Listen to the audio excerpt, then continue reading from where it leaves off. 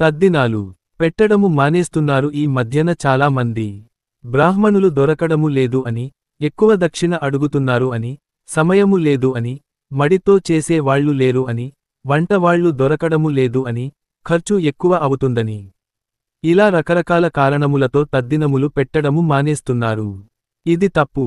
వంశాభివృద్ధి జరగదు. ఇది నిజము. పిల్లలు పుట్టరు. ఇది నిజము నమ్మండి. అందరికీ చెప్పండి. వంశములను కాపాడండి. పితృదేవతలు సంతోషపడకపోతే వంశాభివృద్ధి జరగదు. అందరూ తెలుసుకొని, జాగ్రత్తగా, పద్ధతిగా, శాస్త్ర ప్రకారముగా విధిగా ఆచరించాలి. దీని మడి వేరు.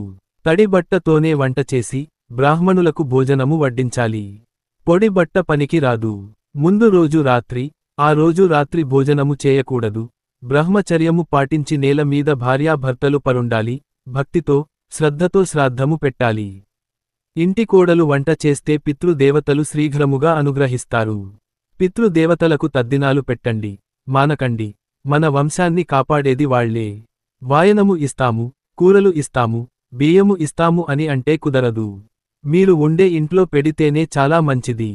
దేవతలకు చేసే కార్యము కాని, పితృదేవతలకు చేసే కార్యము కాని రెండూ మీరు ఉన్న ఇంట్లోనే చేయాలి. అలా చేస్తే అది మీకు మీ ఇంటికి మంచిది. కర్మక్షయం కాని జీవుడు మరణించిన వెంటనే ఎక్కడో ఒక చోట పుడతాడు అన్నది నిజమేనా? అలాగైతే మనం చేసే పితృకర్మలు వారికి ఎలా చెందుతాయి? జీవుడు శరీరాన్ని విడిచిపెట్టేక ఇక ఆ జన్మతో బంధం ఉండదు కదా. మరి పితృదేవతగా ఎలా తర్పణాదులు స్వీకరిస్తాడు? పెళ్లి, పిల్లలు సరిగా లేకపోతే పితరులకు హాని కలుగుతుంది అంటారు కదా. వ్యక్తిగతంగా చేసిన పాప పుణ్యాల వల్ల కర్మలు ఏర్పడినప్పుడు ఇలా వంశం చేసిన పాపాల వల్ల ఎలా హాని కలుగుతుంది? పిల్లలు లేకపోతే పున్నామ నరక బాధలు తప్పవా? ఈ ప్రశ్నలకు సమాధానాలు చాలా వివరంగా చెప్పవలసి ఉంది.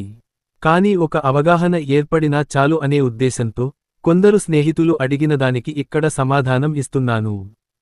పితృదేవతలు అంటే గతించిన మన పితరులు కాదు. మనందరి జీవుల రాకపోకలను, వారి గతులను సమర్థవంతంగా నిర్వహించే దేవతా వ్యవస్థ పితృదేవతా వ్యవస్థ.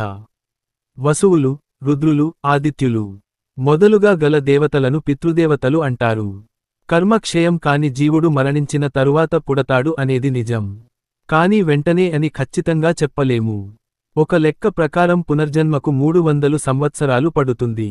వెంటనే పుట్టిన సందర్భాలు కూడా లేకపోలేదు. అది ఆ జీవుని యొక్క సంకల్ప బలం, తనకి గల ప్రారబ్ధ, ఆగామి, సంచితం అనే కర్మలపైన ఆధారపడి ఉంటుంది. ఒకవేళ వెంటనే పుట్టినా సరే మనం చేసే పితృకర్మల ఫలితం వారికి అందుతుంది. వారు ఏ రూపంలో పుట్టినా సరే మనం పెట్టినది వారికి